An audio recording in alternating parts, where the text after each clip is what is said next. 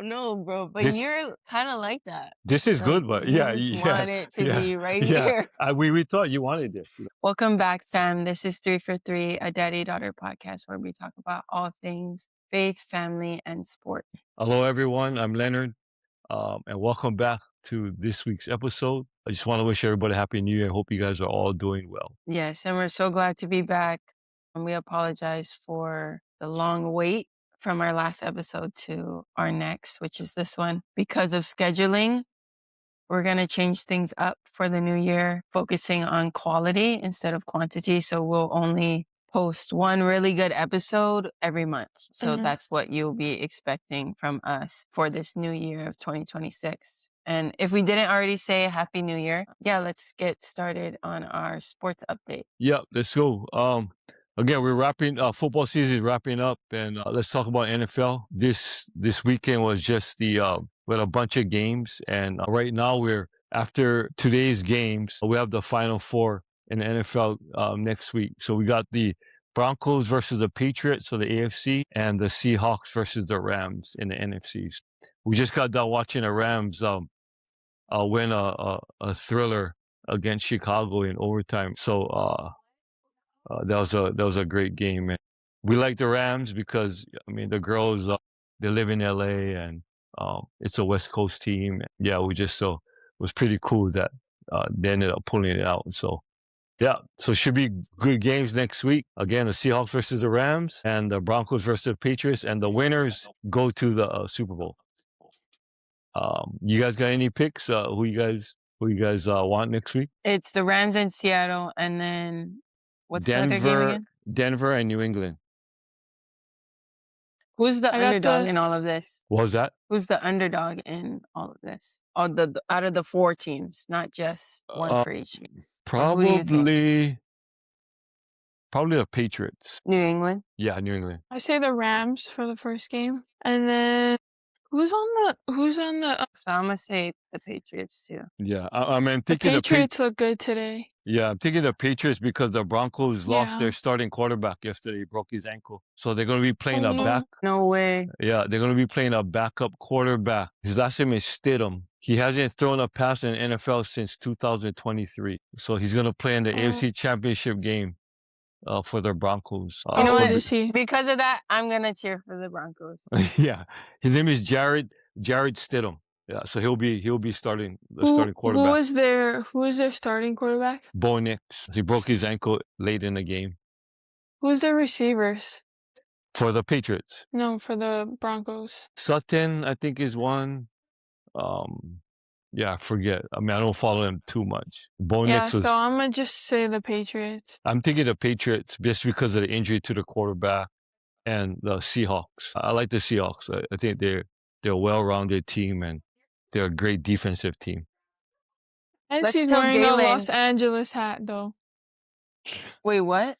Bro, you was cheering for the Rams today. I know, but I mean, I know. I gotta be honest, what I see. See, that's what's weird. Like, everyone asks us, like, if you have a team or not, and you just go off of whatever you feel like on the week. I'm just a fan, and I just watch. I just want to watch good football. You know what I mean? I mean, I kind of like the West Coast teams like LA, San Francisco, the Chargers.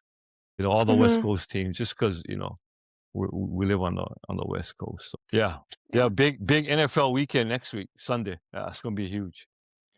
So next week Sunday is the Super Bowl. No, next week Sunday is the conference championships. And both games are Sunday? Yeah. Sunday? Nice. So then when's the Super Bowl? 2 weeks after that? Yeah, 2 weeks after. Nice. Okay, but let's talk about let's tell Dalen what happened in the game and why you're late. Yeah, I didn't get to watch. Yeah, didn't couldn't watch. I mean, the game went into overtime. But it shouldn't have. I don't know. It was not. What was he doing? Well, Caleb Williams made an unreal throw, but it kind of looked like looked like a little push off just to kind of throw him off balance. Yeah, I think he thought it was gonna go out. Yeah, it was it looked like just a free for all. It was kind of hard to judge a ball like that so high in the air so far. You're trying to fight with the receiver, and he was big. The guy was huge, like 6'5", and I think Durant is like 5'10" or 5'11". And Yeah, that guy made him look small. last minute, he just kind of just gave him a little nudge that threw him off balance, and he caught the ball. Yeah, that was crazy. But I mean, the Rams pulled it off. They had a good drive at the end, and they won with a field goal. Yeah, so it was a crazy game, and both games was like snowing today. It was so cold. Oh my Yeah, it was gosh, freezing. crazy. But yeah, this is that time of the year, football. So let's talk college. Tomorrow's the national championship game between Indiana and Miami. Who you guys got? I like I Indiana. got Indiana too. Yep. Yeah, I don't really like Miami, so Indiana with Yeah. Fernando Mendoza, the quarterback, and Yeah. Kirk Cignetti, the head coach. They're a great, I think, just all around team. You know what I mean? Yeah. They play well together. They don't have 5-star guys, you know. They're just good football players that play together, play as a team. So that's why they've been doing so well, you know. So yeah, excited for that game tomorrow. Yeah, Indiana versus Miami for the national championship game. Again, women's college soccer, it's off season right now. So right now, I guess everybody's just getting back to school and started spring training. So how's that been going for you, Dave? You guys just started this week, yeah? Yeah, it's been fast paced and pretty tiring, honestly, but I like the environment and the culture around everything, and we're all working really hard. So Awesome. yeah, And it we'll feels get good. and we'll get more into that later. So well, that's our sports wrap up for this week. Jordan, you want to open us up in prayer? Dear Heavenly Father, we just thank you for this time we get again together. I just ask and pray that you use our voices, and we invite you into this conversation. Guide our word. Let it strengthen other people that may be in uncertain times, Lord, or feeling lost. And I pray that we just encourage everyone listening, and we give you all the glory. In Jesus' name we pray. Amen. Amen. Awesome. Okay, let's get started. Today episode we're gonna be talking about the transfer portal, and specifically a Division I women's soccer program. And we just kind of wanna, I mean, it's such a big topic right now. Yeah, the transfer portal, especially in football. It's huge. It's the biggest story right now on the internet. So we could talk a little bit about that later, but we're gonna focus more on how the transfer portal is for women's soccer. You know what I mean? Because we're gonna kind of walk through the process because Dalen went through it. You know, she entered the transfer portal this fall. We just kind of want to share some insights and on how that whole process went. You know, not only for her but us as parents and as a family. You know, leaving Sacramento, how was that? Stepping into a lot of unknowns. You know, trusting God on what's next, and this episode is not just going to be about soccer, but it's going to be about, you know, having faith and courage to just trust God and trust and have faith in the decision that you're making. So so let's get into that. What is the transfer portal? Pretty much, yeah. So let's kind of start with that. So the transfer portal is basically an opportunity where there's a window. You know, for soccer, I think you have 1 month from November to December to enter your name into the transfer portal. And then once you enter the transfer portal, and once the transfer portal opens, coaches can go in there and kind of contact the players in the transfer portal. So it's a database where your name goes into this database. It gets shot out to all the coaches out there, and they can go into that database and start contacting players that they may be interested and want to recruit. Just some numbers from this fall for women's Division I soccer transfer portal that opened up. I believe it opened up November 14th and closed December 15th, so around like that. But you had about a month that the window was open. So as of December 17th, there were 1,100 players in the portal for soccer. We're kind of talking all divisions from JC 3, 2, and 1.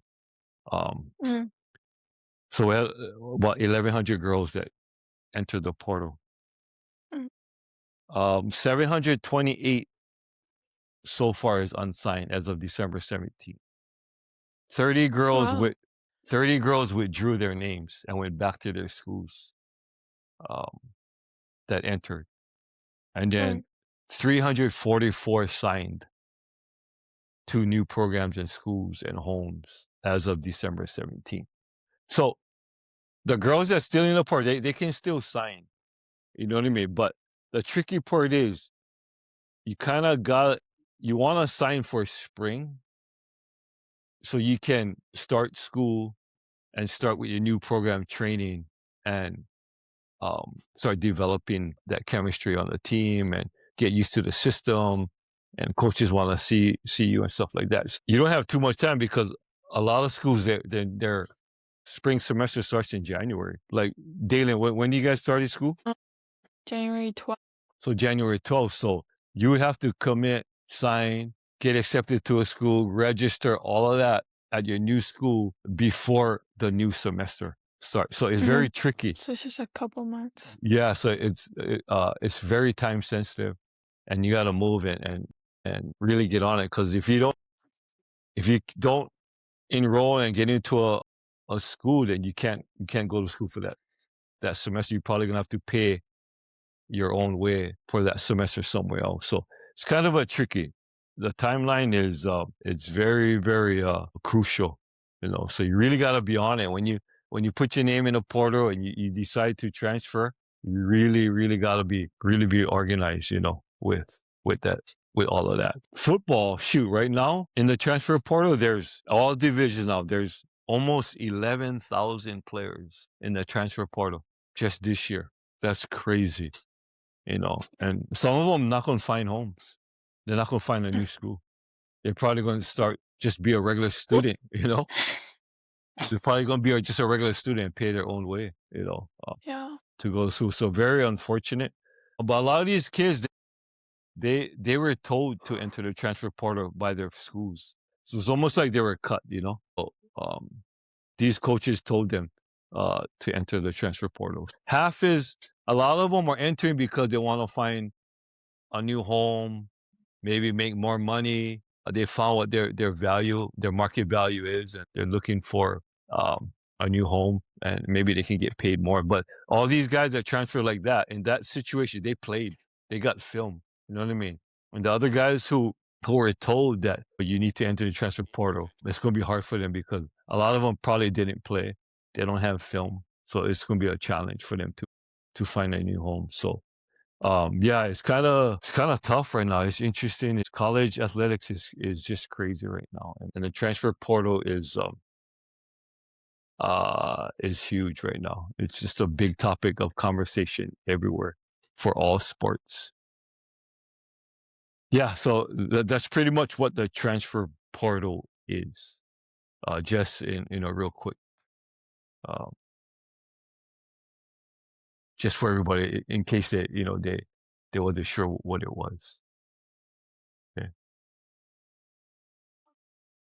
Okay, George, segment 2. And in Dalen's case, right? I mean, we'll get into right. That's where we'll get into these stories. Yeah. But in Dalen's case, she wasn't told to go in the transfer portal, so it was Good point.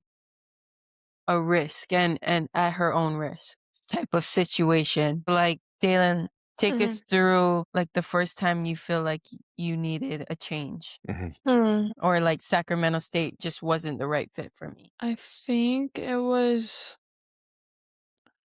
definitely towards the end of the season when we were like not doing so well, and it was looking like we weren't gonna make our tournament playoffs, and I was kind of feeling down, and just looking forward and starting to reflect on the season and look forward to my future and what I wanted.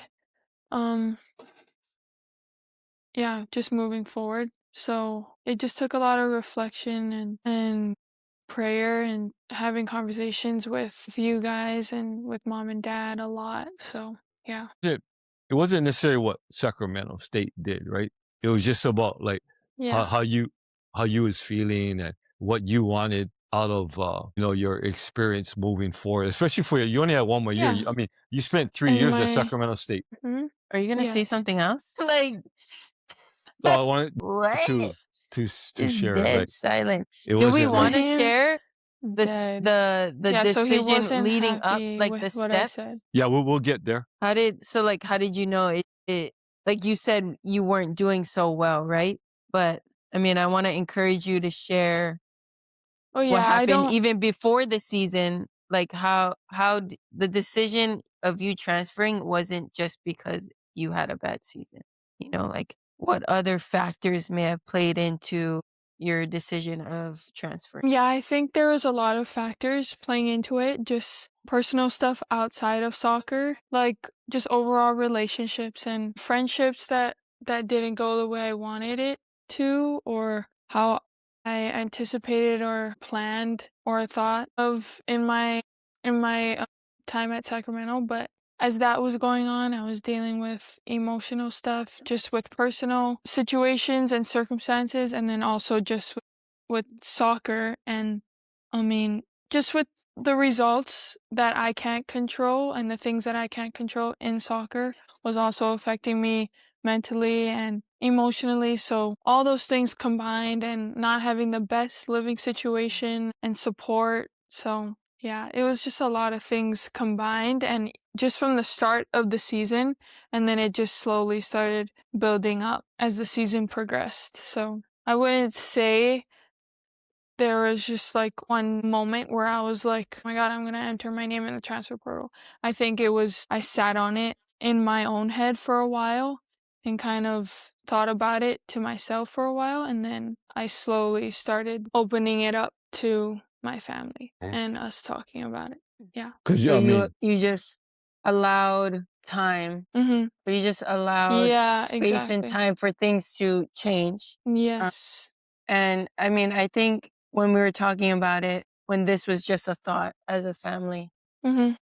everyone's situation is very different. So I think time is very essential, especially when making this big of a decision and it's such a high risk. Mm-hmm. And I don't think there's no right or wrong answer. It's just basically you reflecting on what do you want mhm, Yeah.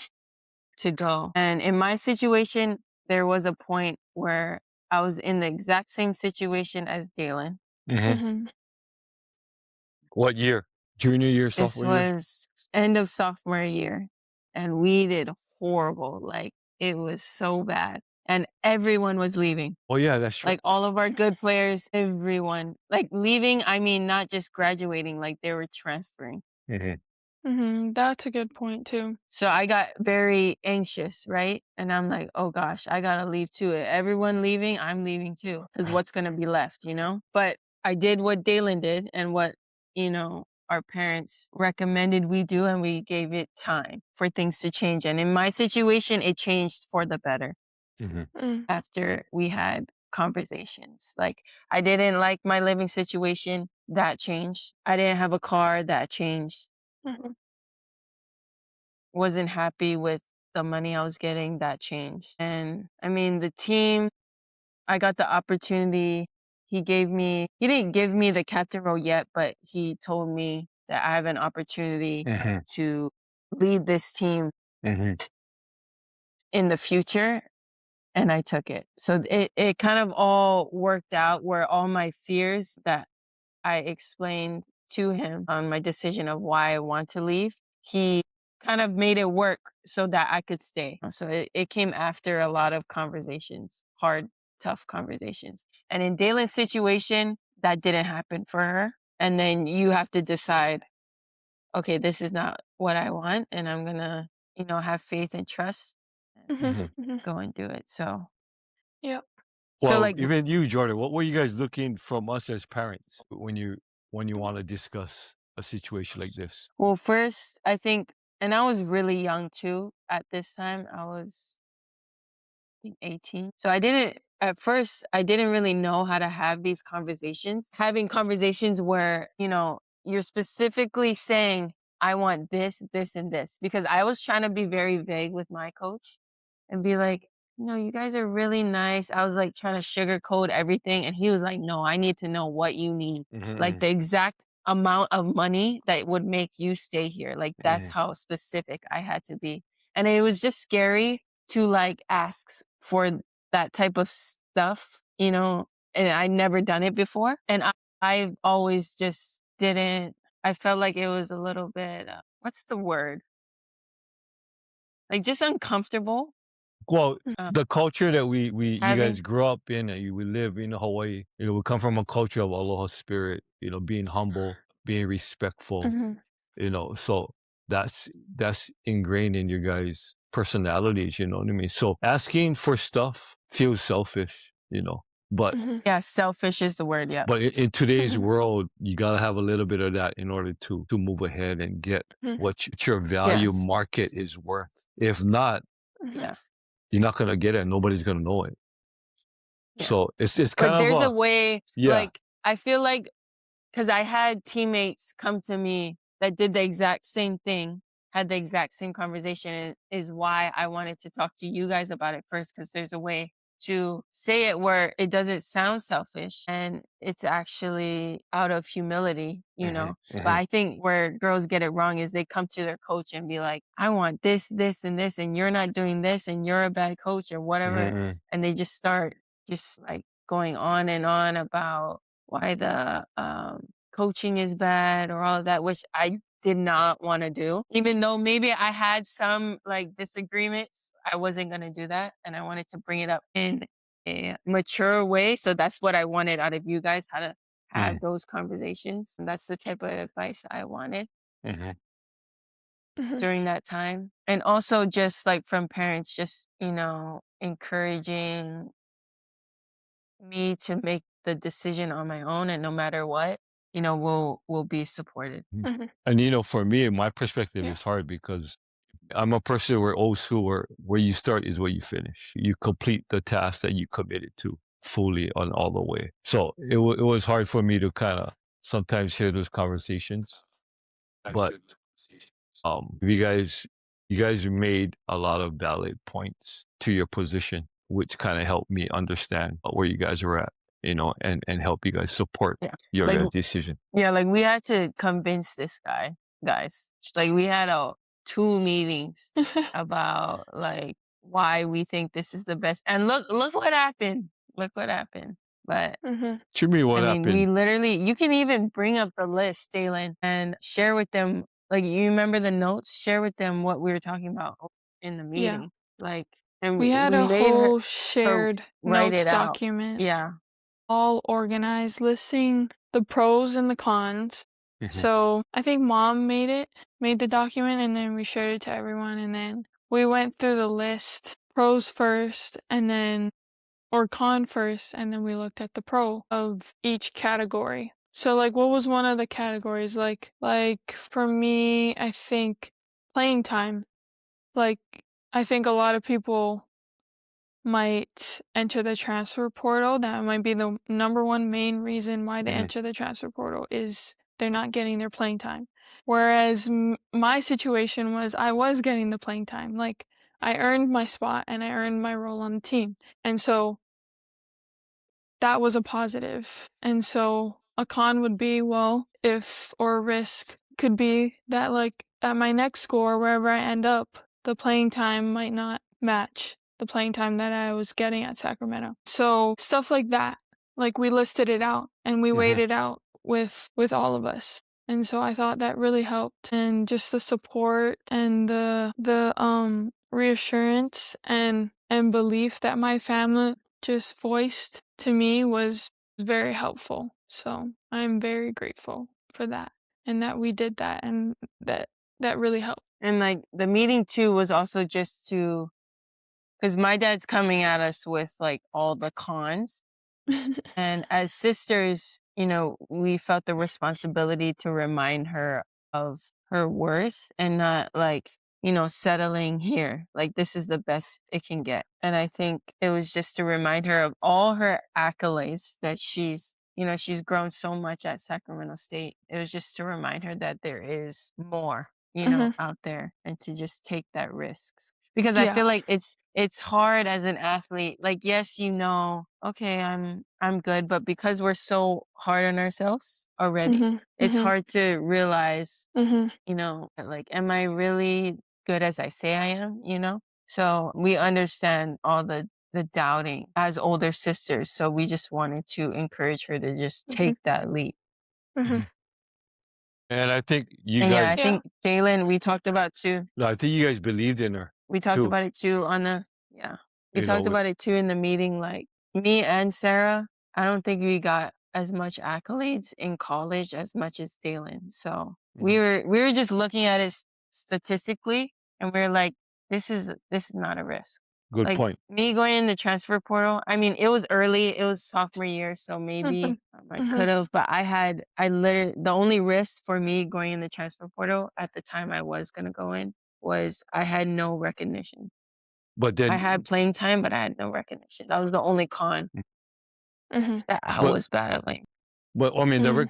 Mhm. the recognition. You may probably had a good chance because your recognition was your first 2 years. You started The experience. every single game once you stepped on the campus. You Mhm. know what I mean? As a freshman and true freshman as a sophomore, you started every single game. I mean, that's guys, coaches are looking for experience. They're looking for girls that played a lot Mhm. that can just step in right now and play.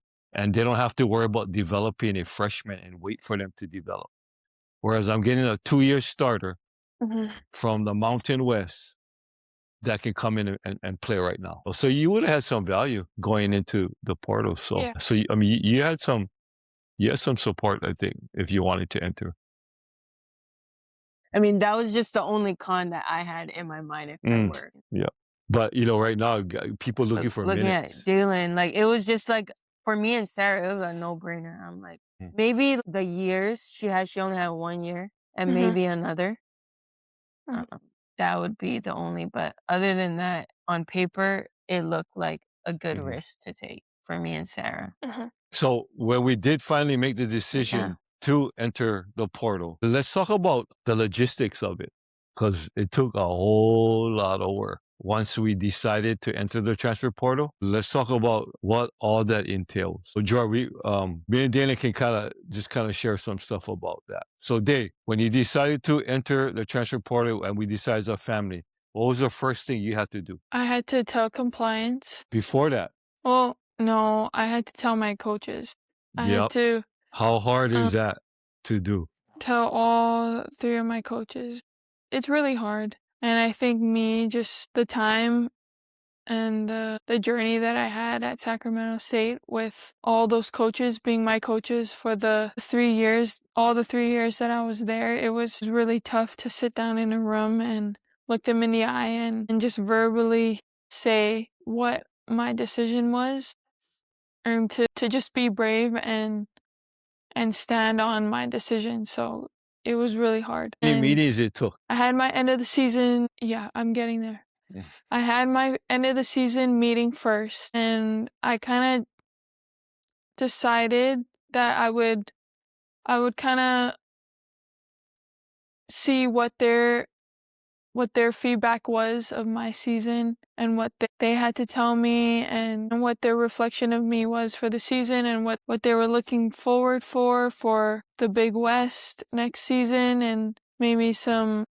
improvements and some changes and so I took that first meeting and then I kind of reflected on that again and then I decided that I would ask them for another meeting to sit down and I think I finally just like really accepted that yeah, I think it was time for something different and I knew I wanted to be at a place where I was going to still develop as a person and as a player. Mm. So I finally made that decision within myself and so I met with them again and actually told them. And so I had to meet with my coaches twice. Yeah. But then they still left it open after the meeting. You couldn't give them a Yes, Dad. definite answer because they were like, you know, think about it again. Let us know. I mean, Yeah. we can do this to you. Did It what? wasn't as easy as Yeah. What do you need? yeah, it wasn't as easy as okay, Yeah, they made it hard yeah. because they really wanted you to I stay. think yeah. And Mhm. we were talking about it too. I think we could be grateful because it just shows how much they really cared about the role that I had on the team, and also entering my senior year. I was gonna be an upperclassman and kind of leading the team, and yeah, so it wasn't easy, and it was kind of hard to stand on my decision and tell them no, so it was kind of left open, and I kind of told them, yeah, like, I'll think about it and I'll talk to my parents again, but I think deep down I really just couldn't tell them face to face, no, Yeah, well, I'm gonna enter my name in the transfer portal. and it was almost like they wasn't gonna allow you to do it. So you're kind of like, okay, then Yeah. I'll just leave and then talk to my What do I do? talk to my Yeah. parents about it. And then the timeline was crucial because this was a Friday. The transfer portal opened on Monday, so we had to make a decision because she had to enter in. She had to go to compliance, put her name in the portal through compliance, and I think it takes 48 hours for her name to actually hit the database where the coaches can see. So it was pretty crazy, the timing of everything. So she literally had to, I think you either texted or emailed coach to tell him your final decision. And then once we did that, you went down to compliance, fill out the paperwork, and put your name in the transfer portal. And that's kind of like, that was the steps prior to entering the transfer portal. So after you did that, I want you to briefly take them through how many conversations you had before making the final decision, because I feel like that's important. So like the first conversation with your coach, right? It was just reflecting about the season and just appreciation for him, right? yeah, Mhm. yep, And then a little bit into where I would like to see improvement, right? Or like where you're not happy. And it wasn't like, I'm not happy, I'm going into the transfer portal. no, Like no, it didn't happen like that. Like yeah, it took some time, because when you're dealing with coaches, I feel like girls forget, like it's a relationship.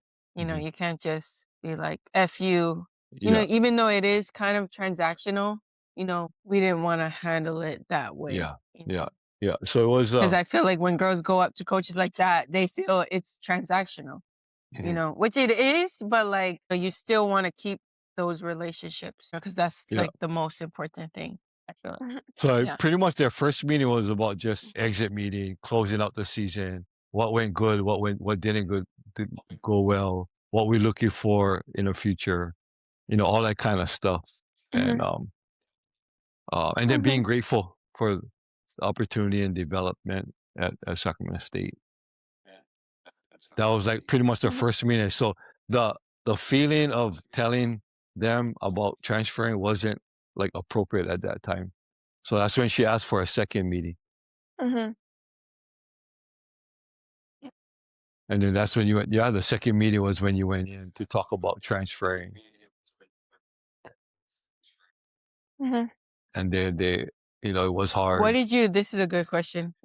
So just going off of like talking about the actual process, what expectations did you have about going into the transfer portal? And like, what expectations did you have to manage? I mean, just naturally, I think I have doubts and low expectations, and I was nervous about like if any coaches were gonna reach out to me. And I thought I was gonna have to put in a lot of work, and I was gonna have to do um a lot of the reaching out to the coaches. And so that's why we made several emails the night before, and we prepared it so that I could send out to the specific schools that I wanted and I was interested in. And then that was on the day the transfer portal opened, and then the second day we sent out like 100 more just to reach out and get my name out there.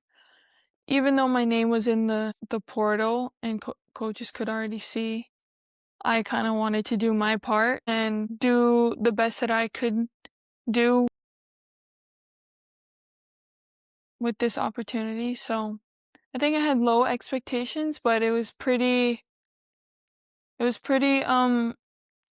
cool to see that literally as soon as my name entered the transfer portal, that coaches were reaching out to me, coaches that I didn't reach out to. Yeah, so So was that Boise kinda State surprised me. one of the schools you emailed? Yes. Oh, okay. Well, we Yeah. can back up a I little emailed bit. them the second day when I sent out. We can back up a little bit. When we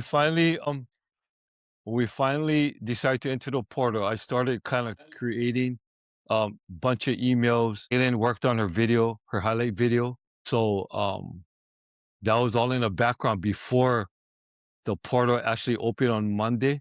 So we had all that stuff ready to go.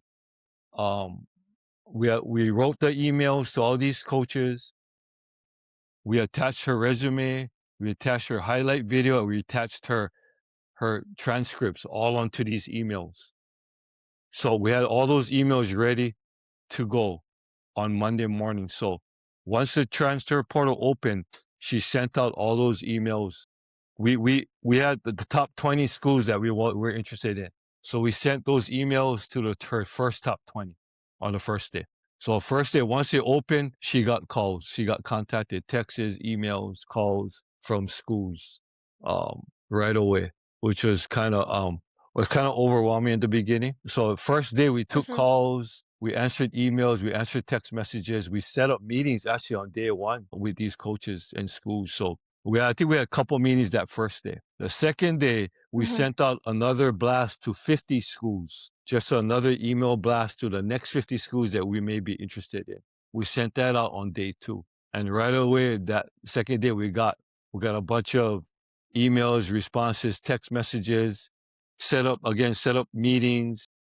And that's the day that Boise State contacted us. It was on the second day, on that second email blast that we sent out. So the first 48 hours is pretty crazy because you want to respond back to all these schools and coaches. You want to, be cordial, respectful, and set up meetings and talk to them and do all of that. I mean, you're trying to do all that within the amount of time because again, this is the portal just open. They want to sign girls want to sign. So you're dealing with a huge timeline and you want to try and work as quick as possible. So the first 2 days we had a bunch of phone call meetings with coaches, right off the bat. Yeah, so the second day we sent out 50 emails to the second group of schools that we're interested in. And so the first 48 hours was crazy because we were getting responses to a bunch of these emails that we set up meetings and with coaches and schools. So it was pretty crazy the first week because we wanted to entertain all these opportunities, you know what I mean?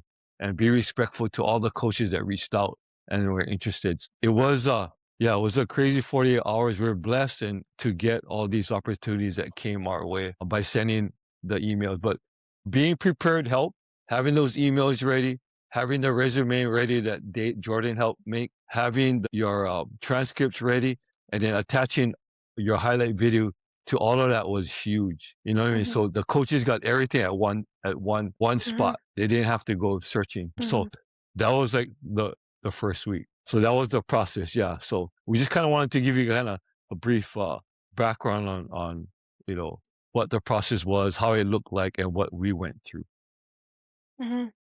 So after all of that, Dalen, we came down to make a decision and you took a few visits too along the way.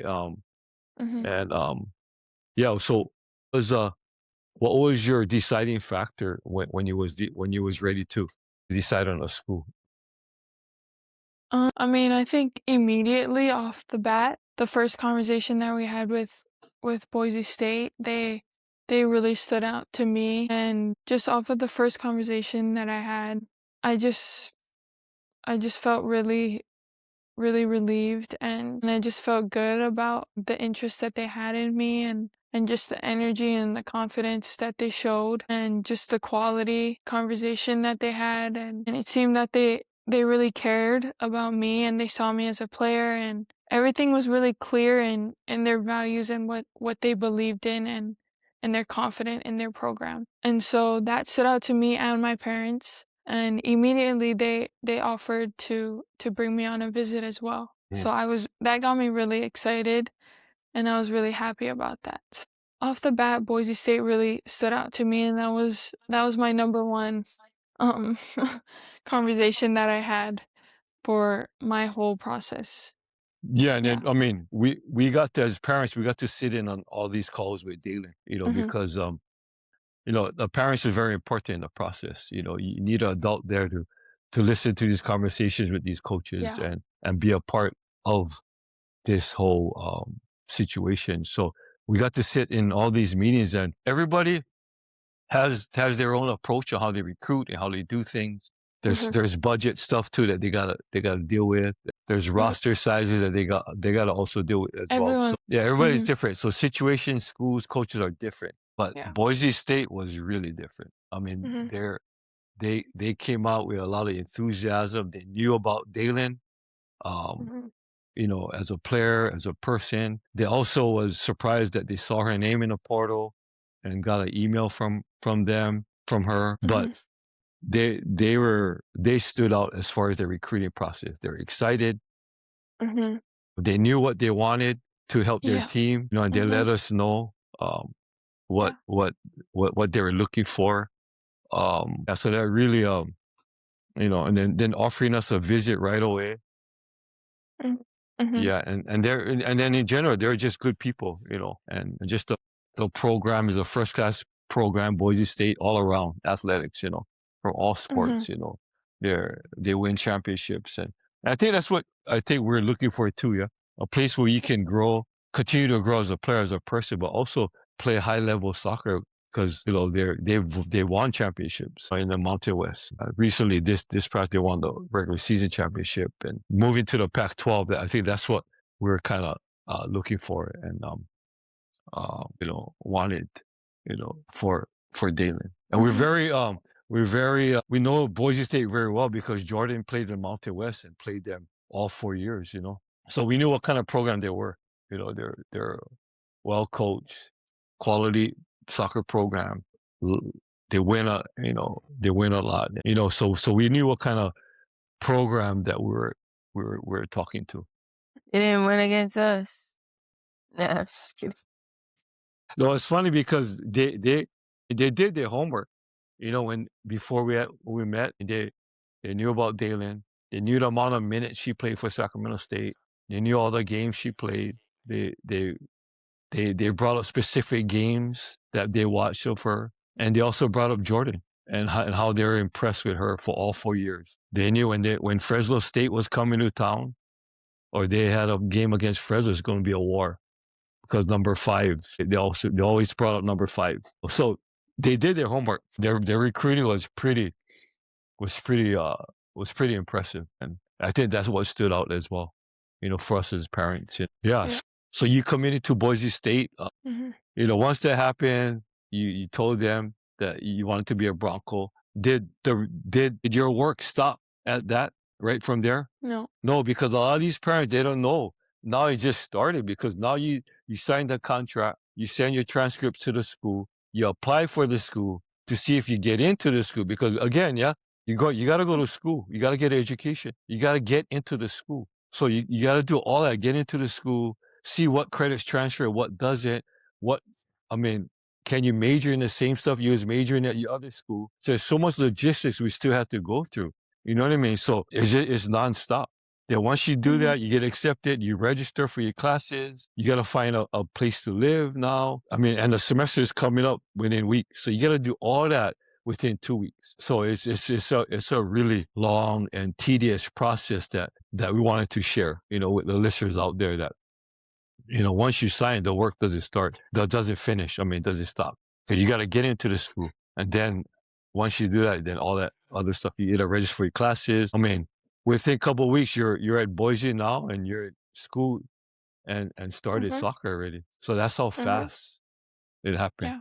Oh, It's a quick turnaround. yeah, a really quick turnaround. Committing and signing is vital so you can start uh, school in the Yeah. spring.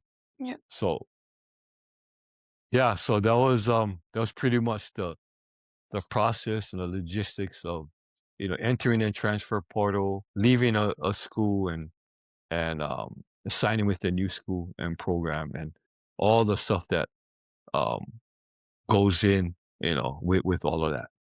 How did faith and family kind of help you with this decision that you made? I just realized there was a time where I needed to be close and to lean on Jesus more. And it was a time where I was growing in my relationship with the Lord. And through all of that, I think it just gave me the chance to grow in my faith and learn on how to trust in Him with moving forward and making a big decision like this. And so a lot of prayer and alone time with Jesus has helped me be at peace. And so in a situation like this, there's moments of uncertainty and fear because I'm walking away from something that is familiar to me and normal. And so that can be hard. I think it was just a good opportunity for me to grow in my faith and move forward and to learn to trust in Him, even though things ahead may be unclear. Mhm. Yeah. Awesome. That's a great answer. hmm And then, the work is not done. Now the work begins. As far as school, and then establishing yourself on the new soccer team. Because they don't know what they're getting. They're using this spring to see what they signed. So you hmm you got to go out there and prove yourself each and every day. You got to work hard. You got to be a good teammate. You got to listen to your coaches. You got to be coachable. You know what I mean? And you got to do the best that you can to establish Yeah. yourself, in this new program and environment. I mean, and that's the challenge, that you're taking. But I think it's good because it allow you to hmm grow not only as a hmm person, as a player, hmm help you grow all around. So hmm um yeah, so that's kind of like, stepping out of the old and into a new challenge. And hmm we just kind hmm of we just see where it goes. Yeah. I think we're grateful and thankful for this opportunity, Yes. and Boise State, and um, just having the chance to continue your soccer journey. Let's go over our rapid fire questions. Number one word describing entering the transfer portal. Courageous. Hardest part of leaving Sacramento State. My teammates. Biggest lesson God taught you in the waiting. Trust. Best advice you received during this process. God already has everything written out for me, so have peace in really knowing that. That's what Mom told me. Shout One out, Mommy. one thing you're most excited about at Boise State. New friends. And last one message to athletes afraid to trust the change. God will always meet you where you are at, no matter what. Awesome. Well, with that, we'll close. Jordan, could you close us with a short prayer, please? Yeah. Do you guys hear that? Yep, we hear the horns. Hear the horn. Gosh. Okay. Lord, I just thank you for your faithfulness and your unfailing love, even through times of uncertainty. I thank you for leading and guiding our steps, even in the unknown. And we just give you all the glory and all the praise tonight. Mhm. In Jesus' name we pray, amen. Amen. Amen. Dalen, we know this journey wasn't easy, but it was faithful. And as a family, we're gonna continue to pray for you because uh this journey is just beginning, and you're gonna have some ups and downs.